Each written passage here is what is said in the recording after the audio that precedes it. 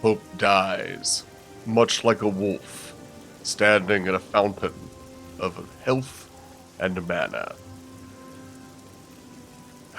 And I am that wolf, because I just had to do it.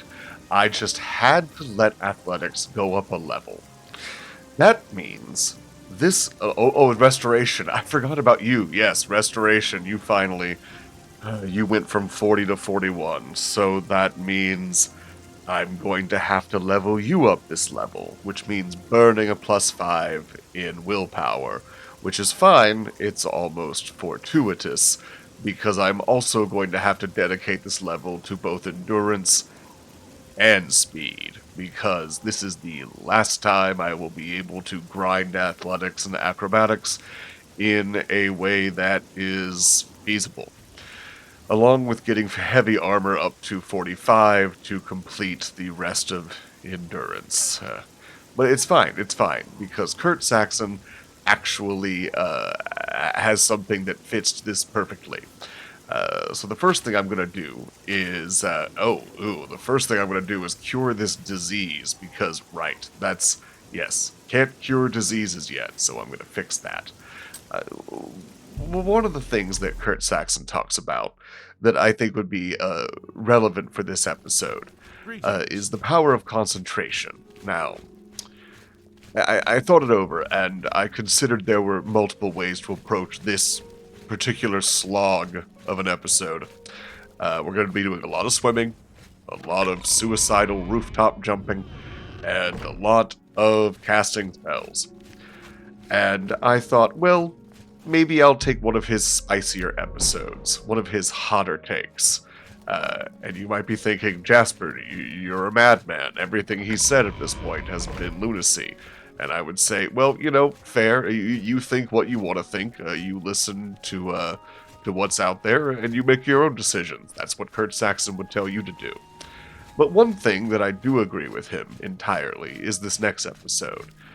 When he talks about the power of perseverance and concentration. The fact that the only thing truly standing in your way is yourself. So, in an era of distractions and endless electronic gobbledygook, let's let Kurt Saxon give us a very important lesson from one of his tapes on the power of focus and motivation as I run into a fortress to try and steal my armor back before a rat and a goblin kill me, or give me a disease that I can't cure, that I will then have to drop the armor because I won't be able to carry it. Alright, take us away, Kurt Saxon. Tonight's topic is about the Hypno-Disk Aquarium tape. A Chinese proverb says that if a man can hold only one thought in his head for 10 minutes, he can rule the world. In other words, if he can do this, he has mastered the art of concentration. And it's concentration which separates the winners from the losers. When one holds a single thought, all other random thoughts are kept out. But under normal circumstances, when you try to concentrate or meditate, all those random thoughts keep popping up, making that only one thought impossible. But being able to cancel out those random thoughts is indeed the key to success. The inability to keep those nagging, unwanted thoughts out is a guarantee of failure, or at least mediocrity. You've probably seen the movie Carbine Williams, starring Jimmy Stewart. In it, Marshall Williams is an uncooperative, belligerent prisoner. He's thrown into the hole for pure punishment, where he can neither stand up nor lie down. It's also dark, and all he gets for refreshment is bread and water. The only way a convict can get out is to beg and promise to be good. No con had lasted more than a week, but Williams lasted a month and had to be ordered out. but he was having great fun there because he had learned to concentrate. When he showed his warden the diagram of his carbine, he explained that a person can think of one thing at a time. While he was thinking of how much he hurt, he couldn't think of anything else. When he switched his thinking to something else, he didn't feel the pain. He then learned to focus all his thoughts to a gun mechanism. Bit by bit, he designed the M1 carbine in his mind. So intent was he that he stopped feeling the pain and discomfort. So after a month, his body was in bad shape, but his mind was sharper than it had ever been. When he was released from the prison, he continued to invent and filed over 100 patents on gun mechanisms and such. A while after I had the accident which ruined my left hand, I had to get the sutures removed. There was an incredible amount of constant pain, and I dreaded the visit to the doctor. When he began to work, for some reason I closed my eyes and visualized the beach in Hawaii. I followed the waves and filled in the skyline, so I had a complete picture of the area. I concentrated so hard I barely felt a thing. My doctor commented on the fact that I didn't yell. I told him what I'd been doing, and he answered that that was simply an example of self-hypnosis. Thereafter, when my hand was really hurting, I concentrated on researching my first poor man's James Bond. That too was a kind of self-hypnosis, as it kept me from feeling the pain. Even now, when I set to work, I blank out all other sensations, only keeping the subject in mind. Thus preoccupied, I keep out most random thoughts and get the work done during a kind of self-hypnosis. Actually, hypnosis is a poor and even misleading term. Hypnosis is Greek for sleep. Sleep is a term used to describe various levels of unconsciousness, as awake is a term used to describe various levels of consciousness. But the hypnotized person, self or otherwise, is not unconscious. He is indeed aware of all that is going on, but he is concentrating so completely on a focal point or idea that any random happenings going on around him, or even to him, are of no importance. Consider a football player running down the field with the ball. He is set upon by members of the opposing team. He is indeed aware of the body blocks and attempts to tackle them. He is concentrating on the goalposts ahead, so he hardly feels the blows which would leave him in a heap if a careless jogger should run into him off the field. Only after the game is over does he limp to the aid station to get his ribs taped, his ankle splinted, and his bruises and sprains treated with liniment. Then he can hurt and groan at his leisure. In battle, a soldier may suffer several flesh wounds without being stopped. There are even cases of mortal wounds being suffered without attention from the victim until he's destroyed his objective. However, combat puts the soldier more in a state of shock than concentration. The fight or flight syndrome is automatically put into play while his conscious mind is dulled, so he falls back on his training or even his instinct. Even so, the difference between shock and deep concentration may only be relative, as the result is often the same. Thus you have people under hypnosis being stuck with pins or otherwise violated. Usually such atrocities are remembered and dealt with, or at least cause no actual harm. But don't expect to get sex by inducing deep concentration in a subject. The subject might just decide to drop the concentration and bring you before the law. At any rate, I'm generally opposed to any sort of mind control by another. Leave hypnotism to professional therapists who know what they're doing. But getting back to my experiences, over the years I've noticed others with much better education than I who were losers. They just couldn't take advantage of their backgrounds. I built up a theory that my success was due to the loss of the fingers of my left hand. I noted certain people who had also risen above tragedies and were more productive than before. I believed that their loss of certain physical abilities forced them to develop their minds. I even criticized certain of my friends who were highly intelligent but unproductive. I would ask them if they would have to lose an arm or a leg and thus be forced to use their minds. I seemed to have a good theory, but I also noticed that a lot of the seriously handicapped went out for sports. They climbed mountains, crawled across country, and tried out for the Triple Olympics to prove to themselves that they could rise above their handicaps. I had nothing but contempt for these last, since I considered them mindless buffoons, since their handicaps had not forced them to develop their brains, which they needed even more now that their bodies were impaired. Finally, I realized my theory was wrong. My mental abilities hadn't been strengthened by a decrease in my physical abilities. They had been strengthened by my unconscious use of concentration, meditation, or self-hypnosis, all of which are the same phenomenon. Those handicapped who became more productive were simply practicing the same principles as was I. So one doesn't need to be crippled or in pain to develop his mind. To understand self-hypnosis, etc., you need to have an idea of how the mind works. A general theory is that the human mind has three facets: the conscious, subconscious, and superconscious. To get a picture of the three facets, visualize a fully equipped soldier. Compare the conscious mind to his uniform, boots, helmet, and weapons. These he has and uses all the time. Next, compare the subconscious mind to the training he underwent to use his equipment.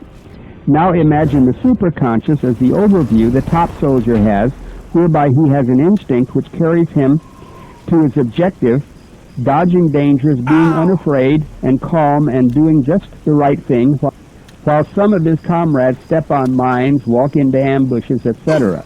Another example might be in an office. The conscious mind could be compared to the desk and its drawers with everything commonly used right there. The subconscious would be the file cabinet.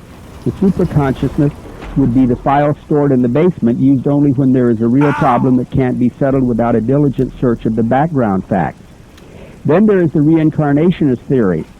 Again, the conscious mind is the day-to-day information. The subconscious has all the information collected in this life. The superconscious would then be the total record of all past lives, in which just about every answer to a question could be gotten. The object is to relax, shove aside all those inrushing random thoughts, and either simply rest or examine otherwise hard-to-get information in your sub and superconscious. What keeps one from resting or concentrating are the numerous unresolved thoughts, actions, and conflicts which keep popping up. Each seems to say, "Pay attention to me, I'm most important." And as they clamor for attention, you only get anxious and confused, or if trying to go to sleep, you toss and turn and get more restless the harder you try to relax. The key to relaxation, followed by concentration, is something to focus your conscious mind on, to the exclusion of all outside stimuli. This may be a swinging watch, a metronome, or other usually bright object. But the best of all is the spiral disc revolving and seeming to pull your conscious mind into a kind of whirlpool. This whirlpool will shut out all conscious trivia, allowing you to go to the core of a problem without distraction. My purpose is to give you a way in which you can clean out the cobwebs and non-essential stimuli from your own subconscious. As you learn to use this to go deeper and deeper into concentration, you can perhaps establish a controlled contact with your superconscious. When you get your tape, wait until a quiet time when you're alone and won't be disturbed. Turn off your phone and don't have your radio on, especially to rock and roll. You don't want any suggestions coming at you while you're concentrating. Just settle down and get comfortable, but close enough to easily get the full impact of the spiraling disc. Start the tape and first watch the fish. The tank is pretty. The fish are pretty. Just mellow out and let yourself go. A lot of people have aquariums just to relax. The fish don't do anything. In fact, they're boring. But as you look at them, you feel your tension going. And so many of those nagging thoughts go, only to be replaced by the fascinating sight of that dumb fish standing on his head picking at the gravel. After a while, even if you try, you'll be hard put to remember what you were thinking about before you focus your attention on that stupid fish. If you should remember, you'll see how unimportant was that thought compared to the mindless drifting of that gourami, betta, or tetra. Just with this, you'll have experienced a level of self-hypnosis. Now that you're more relaxed, look at the slowly revolving, spiraling disc.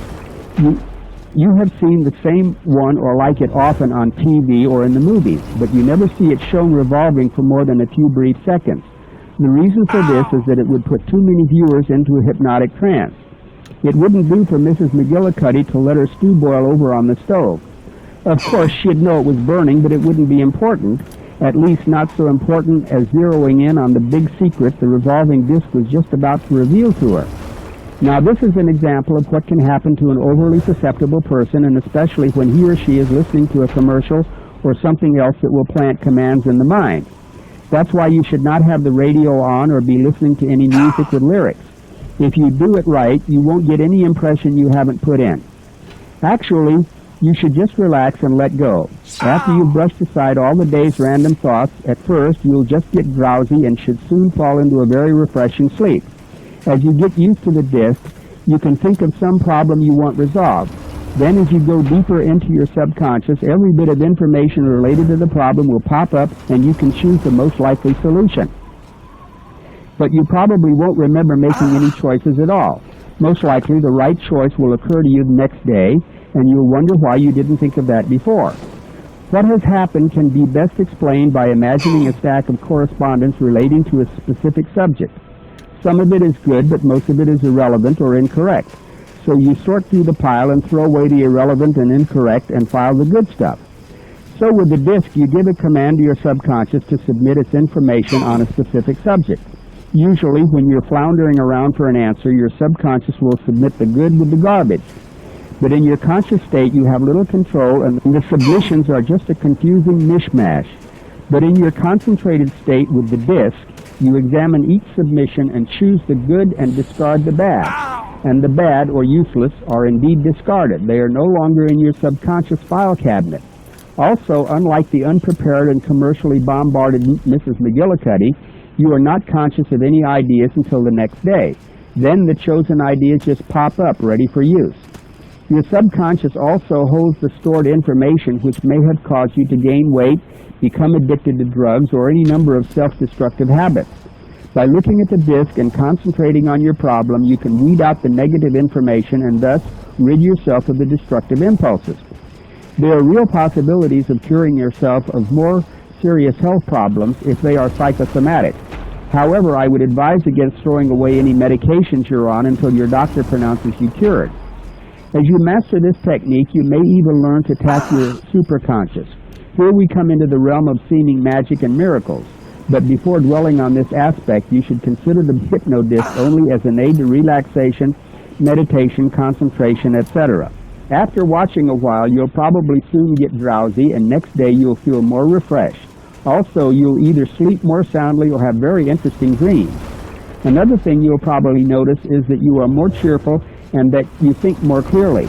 I can't explain this, but it works even without any effort to concentrate. It may be that the spiral disk automatically draws the eye to it and focuses the mind inward toward whatever has been causing anxiety. When you've had the tape for a couple of weeks, I'd appreciate some feedback.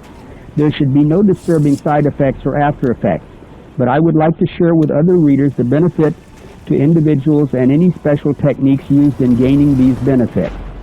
The 60-minute tape costs only $19.95 or $17.95 to subscribers.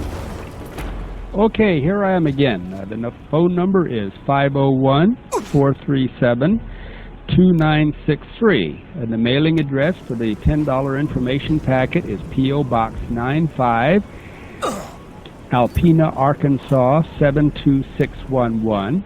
And with the $10, you get your first issue of U.S. Militia, the sample issue of Shoestring Entrepreneur, telling how you can sell anything you can make or grow, and either the Fuel book or Root Rot, which is the exposure of the stupid TV series Roots and showing how it was absolute fraud, and also something to rub the liberals' nose in when they talk about the blacks being stolen or kidnapped out of Africa. When you've got that, and it's an extremely readable book, you'll enjoy all of the stories, all printed over 100 years ago, and in Yankee publications, which show that the blacks were actually rescued from Africa, and any black person today would be very happy that his ancestors were brought over here as slaves rather than being sacrificed and maybe even eaten in Africa.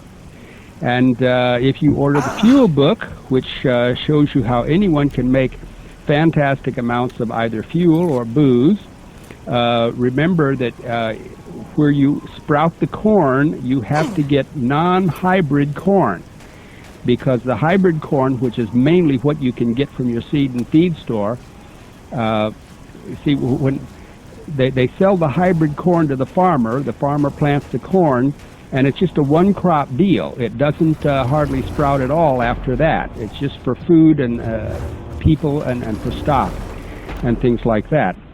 So remember, if you get the Fuel book, which tells you how to make your own still and everything like that, I'll keep on with that. Hello, Kurt here. Hello, Kurt. This is Jim from Illinois. Hi, Jim. Just been tuning in to you. I find your show very interesting. I'm glad. And I had a question. I guess it's kind of a twofold question. Yes. What is your opinion behind the current, the radical anti-gun movement?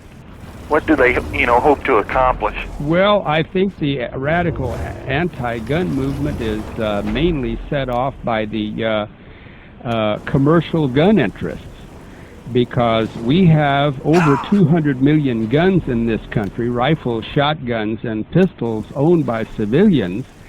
And it's like the car industry, when every year they want you to buy a newer, higher-priced car, and so I think that they are getting to these government people and making such a big mess out of it so that they will bring in the Brady bill and this and that kind of bill to excite people to go out and buy more guns. Because if you bought the right guns, the guns you should have, like a 30-06 rifle, standard model, which you can get, I prefer the M1 Garand. Yeah. But just any good, serviceable hunting rifle, 30-06, and a 12-gauge shotgun, and a 38 revolver, they would never wear out with normal usage, and you would have one purchase of guns for your whole lifetime. So you wouldn't be making much money for the gun business. That's right. So, I mean, we got more guns than anybody could use. I figure with those 200 million guns, there's some people only have one gun, and some people have 100, but you sort of figured out you've got probably about 50 million gun owners, and that's enough to take care of any foreign invader. Yeah. It's enough to wipe out the crime in your neighborhood. But these people, it has to be the NRA and all of the gun lobbies and so on like that feeding all of these scare stories to the public so that you'll buy the guns that's shown on the covers of Guns and Ammo. I mean, instead of a 38 you can buy for $100, they want you to pay $900 for a Super Frankenstein model. I mean, it's stupid. I know. I agree with that. Because every time they push through a restrictive gun bill, they never enforce it. But then these pro-gun people get people all excited, and they go clean out the guns from the shops. Yeah, so that's what a friend of mine said. He works at a surplus store. Yeah. And he said that they're just selling the crap out of the guns. Yes. He said it's the best thing that ever happened. So. Yes, I mean, people denounced the Brady bill. Everyone denounced the Brady bill except for the people who were selling guns. Yeah, that's right. And of course, they denounced them publicly, but privately they just planned a trip to Monaco or whatever. Yeah, exactly. Well, I don't want to tie up your lines there. I appreciate.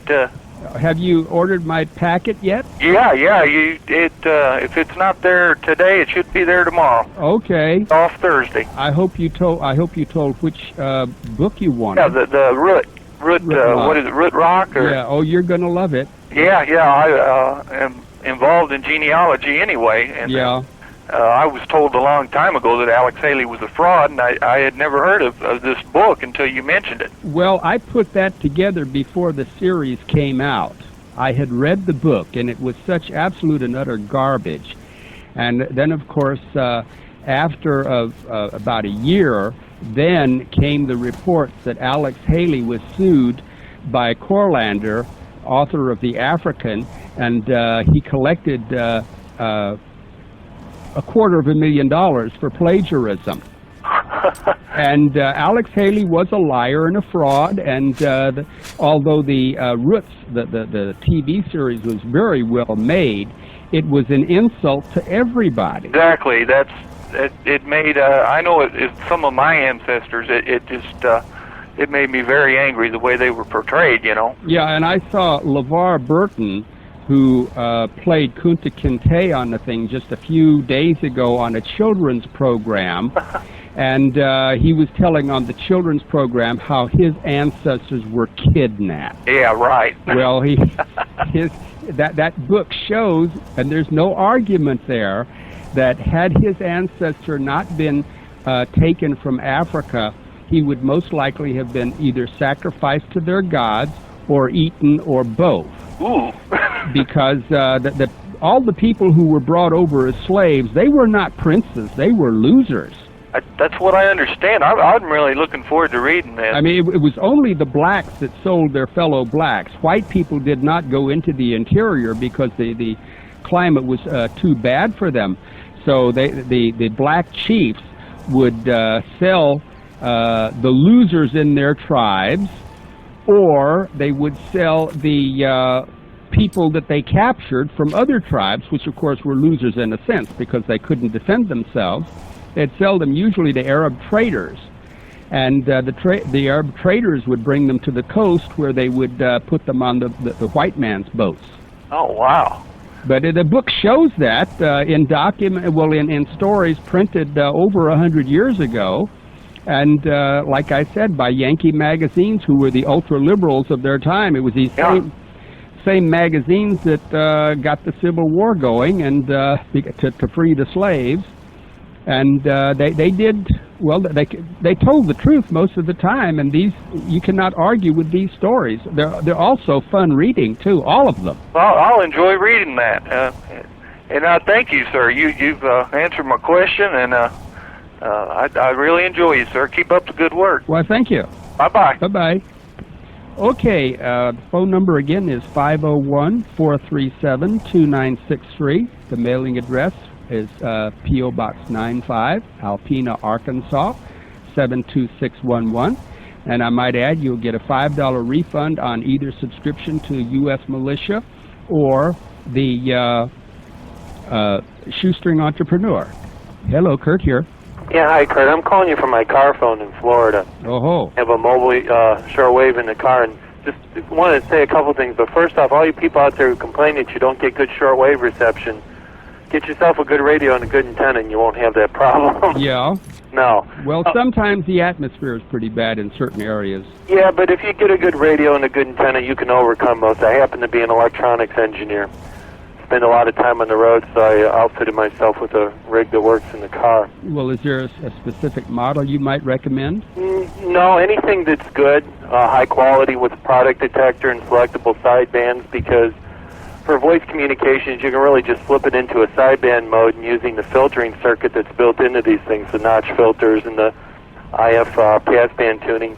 You can eliminate all the interference and all that garbage for the most part. Yeah. Works very well. Well, that's good.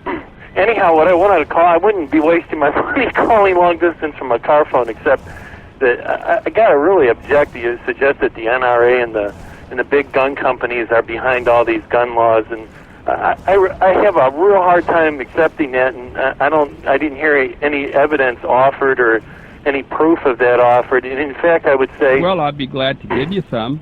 Well, I would like to say that if the Feinstein bill goes through, or any of these others that are going to ban specific guns by make and model, the big companies in the NRA are not going to be too happy, because that cuts their legs out. I mean, if you can't make and sell AR-15s domestically anymore, you've lost a huge chunk of market. That's right. And to sit there and say that well, you're giving the proof of my statement in the first place. Well, I don't think so. I think it's very realistic that we're going to see a ban on AR-15s and that. Well, you don't need an AR-15 if you have a 30-06. Well, no, you don't need shoot. one, but I'll be honest with you, there's people who want to have them and have the money and should be able to buy them. There's no reason why we shouldn't be able to. Well, I'm not going to argue that. You're right. You're absolutely right. But I don't like the fear being spread among regular gun owners that they're going to get their guns confiscated. Because, you see, behind all of this propaganda about you can't buy this gun and you can't buy that gun, they say this is the next step toward taking your gun away, and that is nonsense. Well, that's your opinion. And you're entitled to your opinion. Well, my opinion reads it very differently, and ultimately, and I think that's provable. I think it's actually provable beyond argument, because many of these gun grabbers out there, if you get them privately, or if they're in what they believe to be preaching to the choir, they'll talk like that. That's exactly what they say. They said, this is really just the first step. And Janet Reno has even said she doesn't believe that, we should be able to get all the guns. That's right. I know. But in the Rolling Stone interview. Yeah, but you see, Janet Reno doesn't have the manpower to collect people's guns.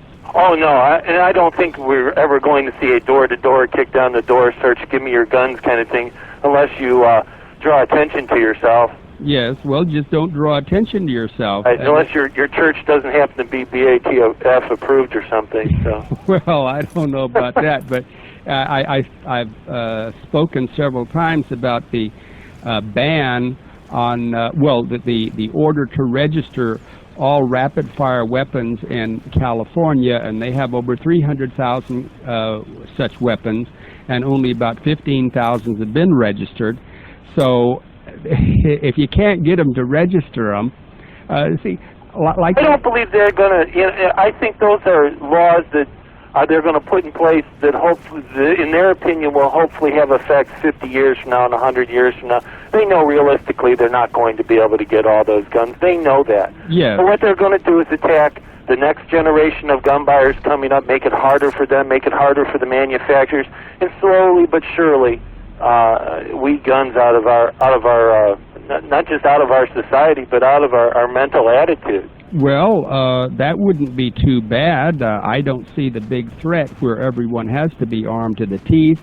And if a person likes guns, and if he has his .30-06 and his shotgun and his revolver, then he could lose his desire for weapons and just have them in the closet in case the time came when he needed to use them. Yeah, well, most of my guns that I have, I'm lucky if I fire some of them once a year.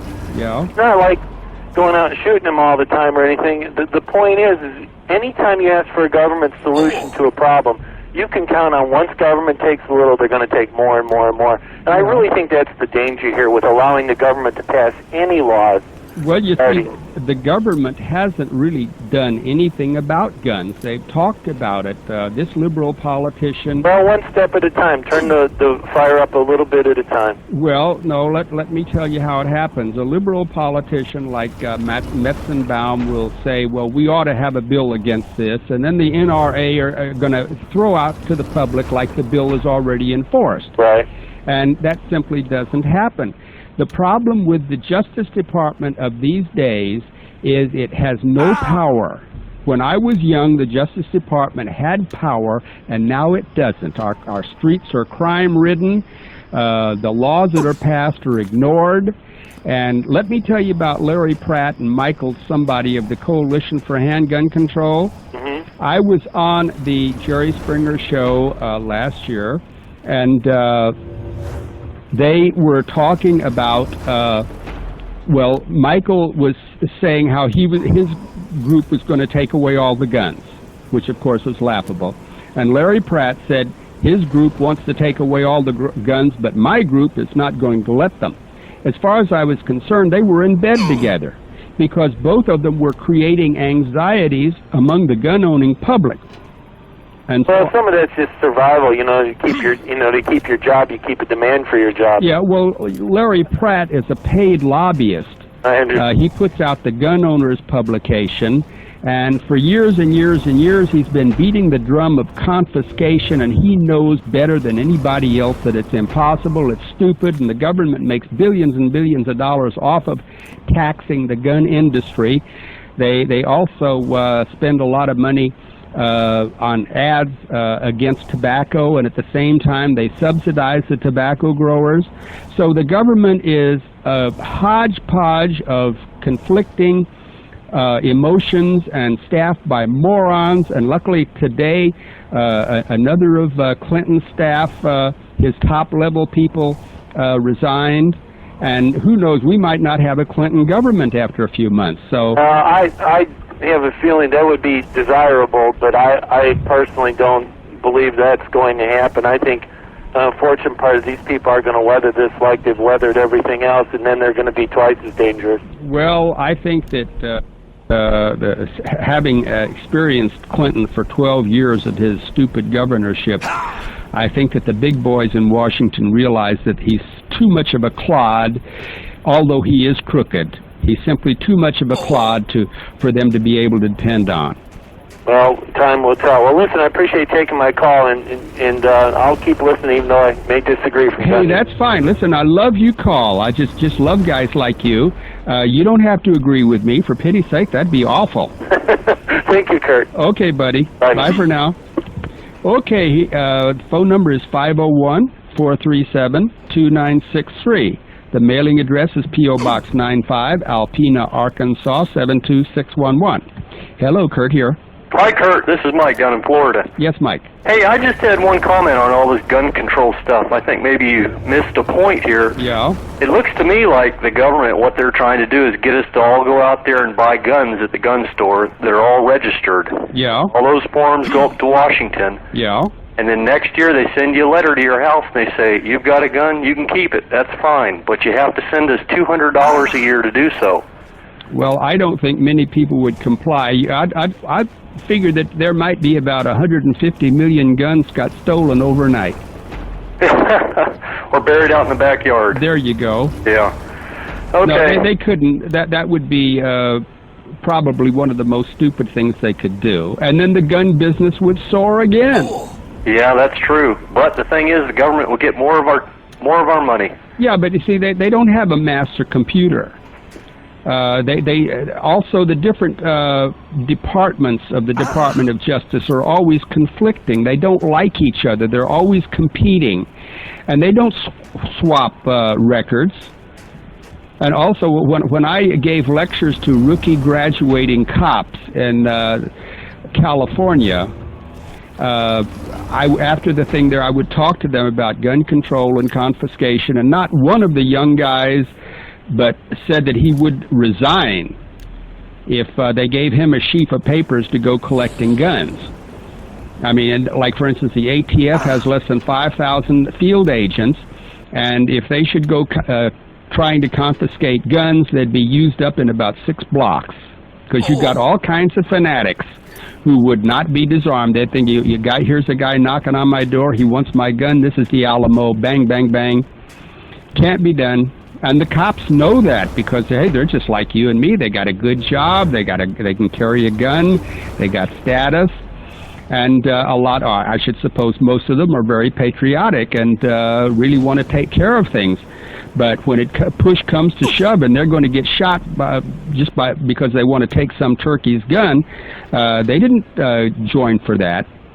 Well, I think there's enough nervous ninnies out there that if they got a letter in the paper from the ATF or any division of the government that said, send us $200 and, go down to the sheriff's office and get fingerprinted and get your picture taken every year, I think there's enough out there that would do that it would be, I think, very worthwhile for the government to try such a campaign. Well, it would. They're always so busy trying to take our money from us in every different way they can think of. It might be a good way. I say any nervous ninny that did that deserves to lose $200. I agree. Okay, Kurt, thanks a lot for taking my call. Enjoy your show, and I'll listen to it every night. Thank you very much. Okay, good night, Kurt. Bye for now. Bye-bye. Okay, the phone number is 501-437-2963. The mailing address is P.O. Box 95, Alpena, Arkansas, 72611. Hello, Kurt here. Kurt, this is Lonnie in Tampa, Florida. Hi, Lonnie. Did you know about Public Law 87-297? It calls for the United States to completely eliminate its armed forces. I've never heard of a thing like that. Who told you that? Who told you that? This is from the Second Amendment Foundation, and I've heard it from other people too. It's in Title 22 of the United States, the law, United States Code 22 is where it's located. Well, what is the Second Amendment Foundation? They're out of Hanford, California. It's a committee. It's a committee. Yeah. My engineer says. Yeah. I'm sorry. Mm-hmm. But, so if they're going to do that... Well, now, wait a minute. Wait. Before you talk about they're going to do that, I'm saying that I don't believe it. I believe you, but I don't... If the committee put out something like that... Look, I could say that... that they're going to give everybody on welfare $10 million, and that was from Congress Bill 1830-47-2. Yeah, but that wouldn't mean anything. And even if the law were on the books, it's not something they could enforce. If you take away the Army of the United States, you'd have a revolution. Well, I'd have to read that myself. I'm not going to take the word of any jackleg committee in California. They'd have to show me the law. Now, here I am on the radio. Maybe I'm important enough for anyone who has that law, except what was sent by that program there, that committee. I'd like to read the law myself. Yeah, I'd like to see this too, but I feel it's probably true. I think, they sold us down the river, and the creditors are dictating. Oh, my engineer just handed me this, an act, Public Law 87-297, 87th Congress, H.R. 9118, September 26, 1961. Now, that was 33 years ago. What happened to it? Well, I don't know when they plan on doing all this. Well, look, I could plan. They can plan on making laws. What's happened on the Martian colonies whenever we get there. I'm not going to worry about that. Yeah, okay. But 1961. Think a minute. Well, I'm with you. I think they have nerve writing laws like this when we're all still armed anyway. Well, most of the people who wrote those laws are no longer in the government, and most of them are dead. But it'd be a very stupid thing, and I don't know why they wrote it. But let me give you another example. I heard this, another guy on this same radio station, where he was reading something, and he was talking about concentration camps, and he proved his idea of concentration camps for dissidents. Because the proposition was put out by politicians in 1965. Okay, and that was sort of supposed to be proof that they were all ready to do it. Okay, so that was about 30 years ago. But you see, in 1964, I joined the Minutemen, and 64, I joined the Minutemen, and I was an ultra-radical. And in 1966, I joined the Nazi Party, and really rioting in the streets. I loved it, but that's beside the point. Okay, now in the 60s, as you may have remembered reading, because you're probably pretty young, there was rioting in the streets constantly. There were actually millions of leftist students. They were taking over colleges. They were flaunting the law. They were beating up cops. Cops were beating them. The police riots in Chicago. And it was a real mess. And so certain politicians proposed throwing all of that vermin in concentration camps. But you see, what the guy that was reading it on the air wanted you to believe, that this is for modern people today, anyone who has a gun, anyone who speaks out against something like that. But actually, the idea was proposed to put the leftist dissidents in concentration camps. And not even because of what they believed, but because of what they were doing. They really thought that they were upsetting the system. So you see, they say, okay, well, here they proposed this thing in 1965. That's the proof that they're going to do it today. That's nonsense. I want you to think. Yeah, well, I hope you're right. You did know about this law then, or? Well, no, I didn't know about it, but Kerry, my engineer, who is extremely wise, he just opened up his book and he handed this to me. But September 26, 1961, give me a break. That has nothing to do with today. I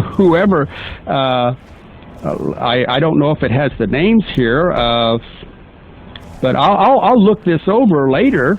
But Arms Control and Disarmament Act and all like that. But for 1961, see, if you know anything about politics, you know something about politics? A little bit. Okay, people are voted in or they're appointed for a certain term of years, and if they want to get something done, they'd better damn well do it under their own administration. See? Yeah. Okay, it's been many administrations since 1961, and nothing's happened, so obviously they got nothing done. It was a proposition. Uh-huh. Well. But had it been a law, they would have disbanded the Army, and then there would have been no Vietnam. Sounds good to me, but I know they're still forging ahead the best they can. Well, I know, but they're becoming less competent all the time. They can't do anything. You remember this black woman who proposed putting the National Guard in Washington, D.C.? Well, I think that'd be a good idea. But if they can't even do that, they're certainly not going to... I mean, here's a situation where they need some kind of control over a really riotous community, and they can't even do that. Yeah. So, if they disband the Army, then who's going to confiscate the guns? See? Mm-hmm. And who's going to patrol Washington, D.C.? And who's going to do that? They can't do it. It's nonsense. I just want you to think for yourself. When someone puts out a proposition like that, listen, I could get in Congress and I would propose that every person on welfare were sterilized and every violent criminal were killed. Now, do you think it would work?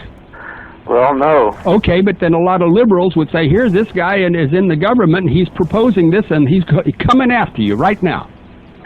Wouldn't happen. Well, these bankers, I think, they just don't know the way society really works. Well, they don't. They don't, because bankers don't have any sense. All they know is what they read in the Wall Street Journal. So don't worry about it. Okay. Let them make their propositions.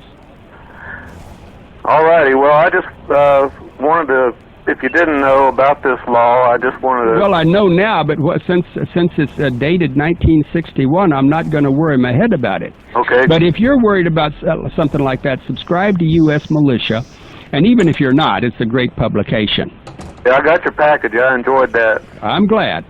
Okay, subscribe to U.S. Militia, and then if they should disband the Army, you got an army of your own. Okay. Okay. Okay, thanks, Kurt. Thanks for your call. Night. Bye for now.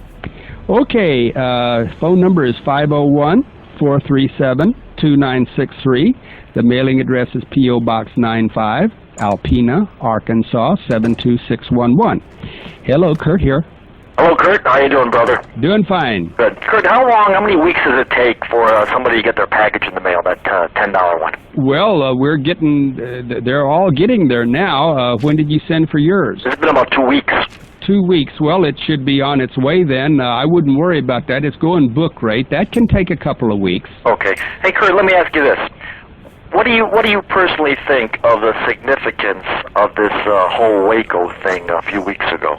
I don't think it has any significance at all. Because it seems like groups calling themselves patriots are jumping on this as saying, see, we told you so. They come to get their guns, and look what happened. They slaughtered them. Yeah, but you see, Koresh's group didn't call themselves patriots. They were a religious group.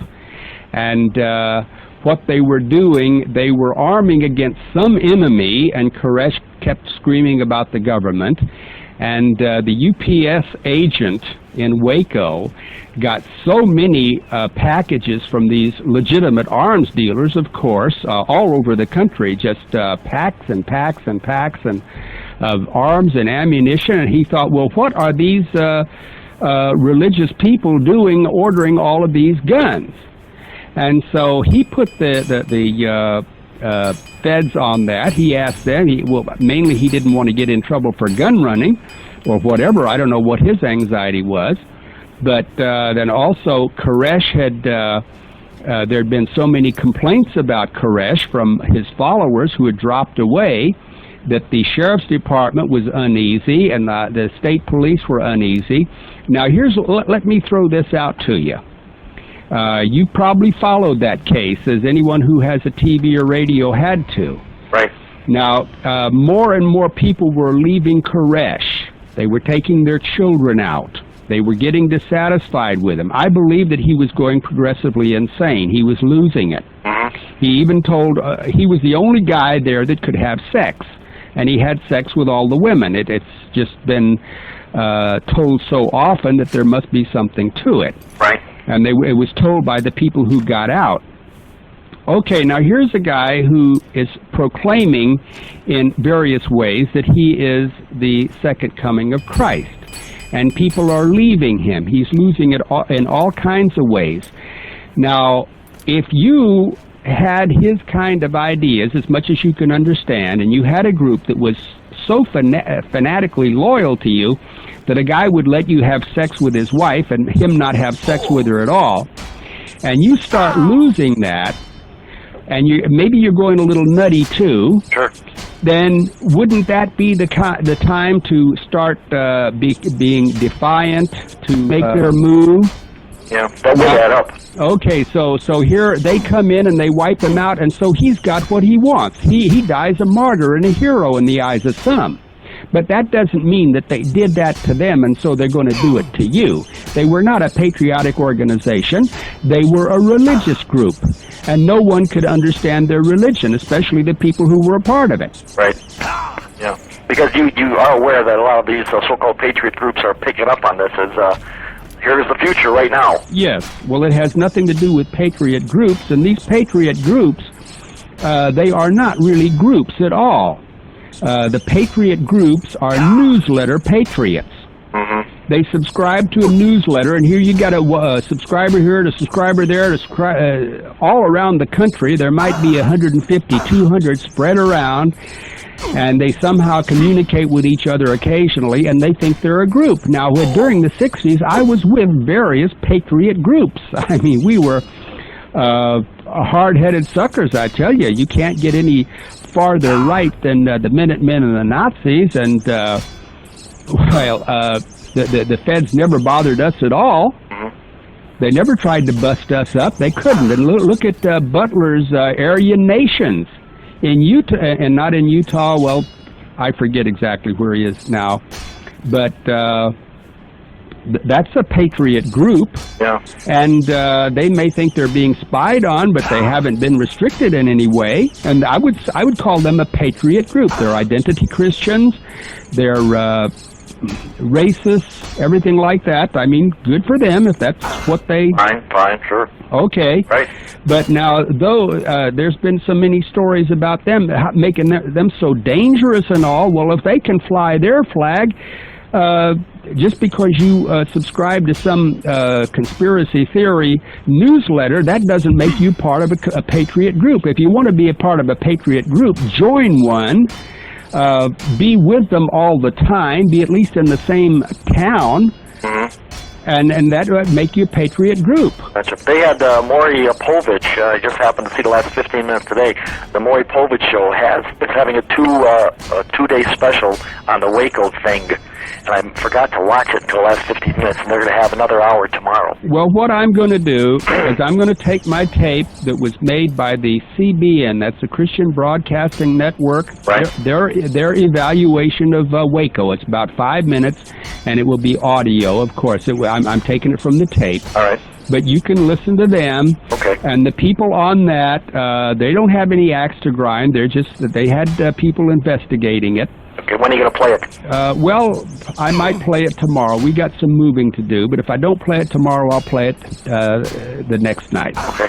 One more thing. I happened to see the Jerry Springer show last week. Yes. You were on. Yes. And, Kurt, I don't know if you know this, but you have a very, a soft-spoken type of manner over the telephone. Yeah. And let me say something here to all your listeners, and I assure you, this guy I saw on TV is a man. This guy's a man's man.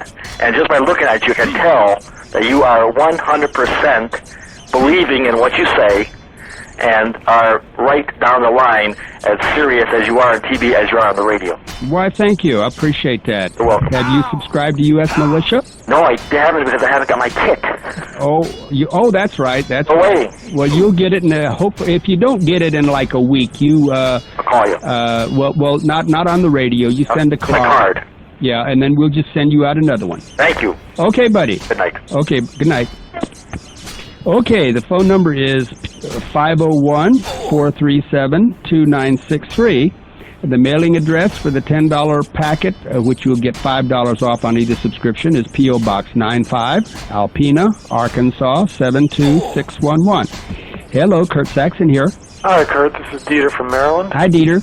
I just want to let the people in Maryland know that there's a bill in the Maryland Senate right now that's going to ban the sale and make illegal any rifle clip or pistol clip that holds over 20 rounds. Yeah. That's good. Well, I don't need one, but I just... Well, okay, then you know how to shoot, is that right? Yes, sir. Okay, if you know how to shoot, you don't need 20 shots. Yeah, but, you know, because I don't need one doesn't mean I don't want the government to, you know, I mean, if I wanted one, you know, now they're telling me I can't have one. Well, you should live in Maryland. They're just slowly, you know... Well, Maryland has nothing to do with it. It's going to go everywhere. Well, even so, is it enforceable? Well, look at their past record. Well, yeah, I live 6 miles from D.C., and you're not supposed to have a handgun there, and there's 4 killings a night. There you go. I mean, only 4? I thought it was up to about a dozen. A night, maybe shot, but I'm talking about deaths. Yeah, well, that's not enough.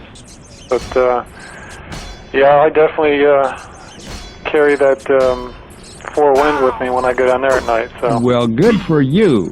You're a subscriber to U.S. Militia, then? Oh, yeah, yeah. Oh, good. Great magazine. Do you have a pad for it? No, I didn't make one. Well, you better make one because you don't want it to go out of your hands or knock you down. Oh, it hurts, yeah. Yeah. It does hurt because I fired it in the basement. Yeah. It works so good, doesn't it? Yeah, the only thing, it does, sometimes a little bit of flash comes out between the 2 pipes. Well, now you just look at your second issue and read what Tawanda the Avenger did. Right. And you do that, and you've eliminated the flash, and you've eliminated the recoil. Yeah, but it is a lot easier than just, I mean, it's under my seat, and anybody going to mess with me, I ain't going to miss. Yeah. So, okay. Okay. Oh, by the way, now we were snowed in for several days and there was no mail. So maybe that's why some of you have had a few days delay on getting your packet. Okay. The phone number, again, is 501-437-2963. Mailing address is P.O. Box 95, Alpena, Arkansas. And be sure to specify, do you want root rot or the fuel book? Hello, Kurt here. Hi, Kurt. Am I on the air? Yes, you are. Oh, great. My name is Jim. I'm in Cleveland. Hi, Jim. Listen, a couple callers back, some fellow mentioned an HR bill number. Do you still have that available? Yeah, he's going to reach for it again. Yes, I got it. What was that? I'd like to write it down. Well, it was the Public Law 87-297, 87th Congress HR 9118. But it's September 26, 1961. I wouldn't worry about it. The reason I'm calling is it kind of joggled my gray matter, and I went to my files and pulled out a United Nations publication of September of the same year. Yeah. All right, and it calls for the total disarmament of the United States and any world government with a substantial military. Yeah, well, they haven't done it, have they? Well, here. My point is this. If these laws are on the books, and if they are set up... But they're not laws. They're not laws. It wasn't passed. It hasn't come into effect. Well, you know, let me finish. Okay. We are seeing greater and greater emphasis put on United Nations forces. Yes, and they are totally incompetent. What have they done? What have they done in Yugoslavia? What have they done in Somalia? Okay, Kurt, let me finish. Okay. All right. Now, this isn't going to happen tomorrow, but what I feel, and a lot of other people feel is going to happen, is that this country is going to lose its military strength. There is going to be a greater influence of United Nations forces, and you asked the question, if we lose our army, who's going to patrol the streets? Well, it's going to be an army, but it's not going to be our army. You follow what I'm saying? Well, you see, the United Nations doesn't have the troops.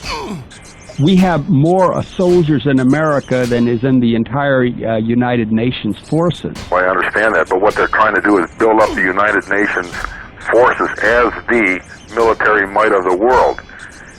All right? Okay, now maybe, well, why don't you just say they would like to? Well, What they would like to do and what they can do is Well, first of all, entirely we're talking about they. Do you know who they are? Well, I really don't know. I don't think it's many people in the American government. No, I don't think so either, but there are some. Well, you see, the other governments have no power. Well, Kurt, I don't know how long you've been in the business, but if you study your Trilateral Commission... Well, I don't study the Trilateral Commission. I know that Clinton is a member, and that doesn't speak well of it. Well, I mean, if they're as incompetent as he is, they couldn't get anything done. Well, they are getting things done. It's just that most people don't. Well, now be specific. What are they getting? What have they gotten done? Well, they're turning the world towards a total socialistic world. Number one. Well, now wait. That's pretty broad. Give me an instance. Well, there's many instances. Number one, you got outcome-based education. They're going to jam down our throats. Well, educate your children at home. Well, if you ever studied outcome-based education, you realize that your kids could get straight A's on an SAT test, but if they're not, according to the outcome-based education and the government ruling on it, if they're not taught by outcome-based education teachers, their credits won't be accepted into a college. Well, have you ever talked to any kids lately? Yeah. They're pretty stupid, aren't they? That's right, and it's working, isn't it? No, it's not working. It's just that the IQ is dropping like a stone, generation after generation. When I was young, children were bright. And I have reprints of publications for children in my day, and it was bright. They were bright children. They could understand things. Now, this nation's youth, and all over the world for the most part, the kids are just a bunch of little morons. That's right. That's exactly right. Except for a certain group of kids throughout the world, not just in the United States, yes, are going to be the next world leaders because they are in the elite class. Well, they will be leading a lot of morons, and it shouldn't. Exactly what they want. Well, if you get my packet, I think you'll like it. All right, Kurt. So don't just. We got 30 seconds left. All right. Well, what I'm saying is, it's just coincidental now. Yeah. That this United Nations and this House bill that happen to be published in the same month and the same year. Okay. Well, we got to go. You call again and elaborate on that. Okay. Thank you. Thank you. Bye-bye. Now it's sign-off time. I'll talk to you tomorrow. So this is Kurt Saxon saying goodbye and be good.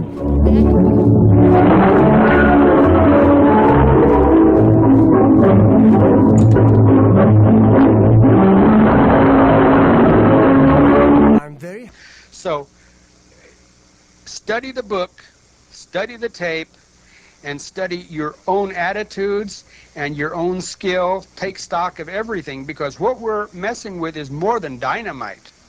It could be your life.